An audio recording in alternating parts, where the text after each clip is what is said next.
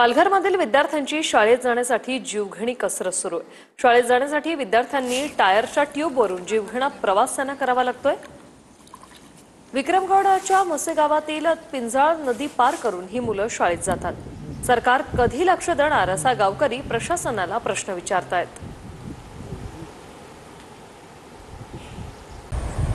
आपण जी आता दृश्य बघितली ती मसा गाव जे आहे, जी शाळा आहे ती वाकी गावामध्ये आहे आणि वाकी गावात येण्यासाठी ह्या मसे गावातले रोज विद्यार्थी 15 ते 20 विद्यार्थी रोज या ठिकाणी शाळेमध्ये येतात। पूल नसल्यामुळे त्यांना टायर बसून इथपर्यंत यावं लागतं। त्यांच्यासोबत पालकसुद्धा असतात।